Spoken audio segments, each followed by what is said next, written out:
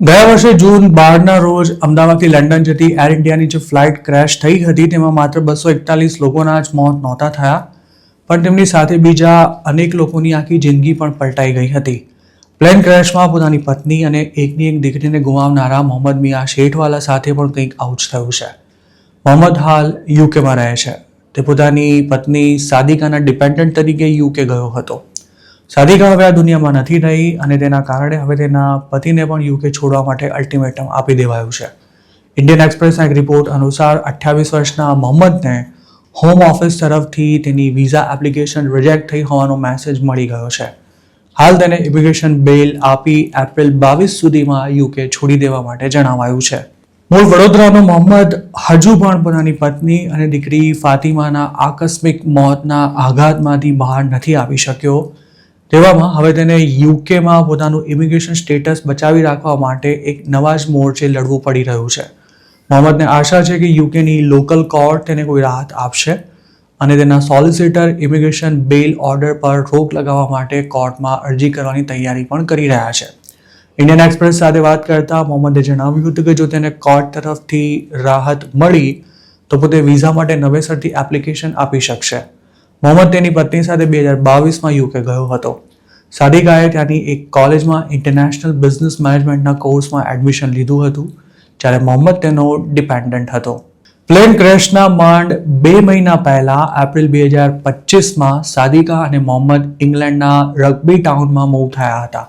ત્યાં સાદિકાને સારી જોબ મળી ગઈ હતી અને 3 મહિનાનો પ્રોબેશન પૂરો કર્યા બાદ તેને વર્ક પરમિટ પણ મળી જવાની હતી. મોહમ્મદે ઇન્ડિયન એક્સપ્રેસને જણાવ્યું હતું કે પોતાની સાથે સાદિકા પણ સામાન્ય આર્થિક સ્થિતિ ધરાવતા પરિવારની દીકરી હતી. તેમની પાસે યુકે જવા માટે પણ પૂરતા પૈસા નહોતા અને ત્યારે પાડોશીઓએ તેમને આર્થિક મદદ કરી હતી.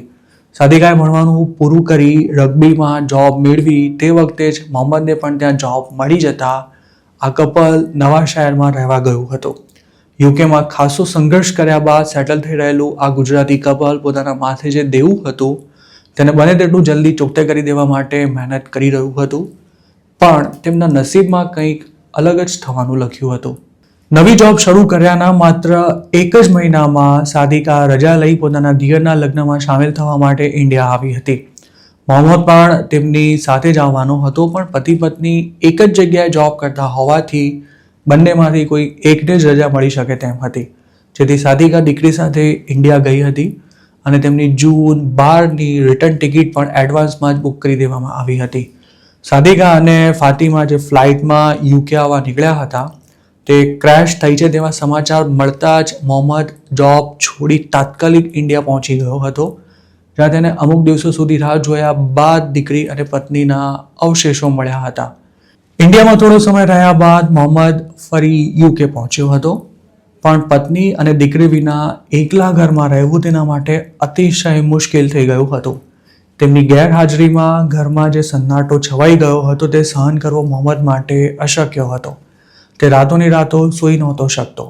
માનસિક સ્થિતિ ખૂબ જ ખરાબ થઈ જતા તેને ટ્રીટમેન્ટ પણ લેવી પડી હતી, તેમજ સગાવાલાના કહેવા પર તે આખરે લંડન શિફ્ટ થઈ ગયો હતો. યુકેમાં પોતાનું સ્ટેટસ જાળવી રાખવા માટે મોહમ્મદે નવી જોબ શોધીને વર્ક વિઝા માટે અપ્લાય કરવાના પ્રયાસ શરૂ કર્યા હતા, પણ તેમાં કંઈ ખાસ નહોતું થઈ શક્યું અને આ બધી દોડાદોડમાં જ જાન્યુઆરી 2026માં તેના ડિપેન્ડન્ટ વિઝા એક્સપાયર થઈ ગયા હતા. સોલિસિટરે પણ મોહમ્મદને કહી દીધું હતું કે હવે તેના માટે વિઝા એક્સટેન્ડ કરવા શક્ય નથી.